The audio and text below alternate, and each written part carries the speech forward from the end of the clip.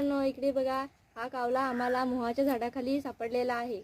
आम्ही गेलो होतो मोठे आणायला, तर त्या मोठ्याच्या झाडाखाली हा कावळा बसलेला होता। तर तो पळत पण नव्हता। तर आम्ही त्याला घरी आणलं आणि त्याला जेवण पण चारले आणि पाणी पण पाजले।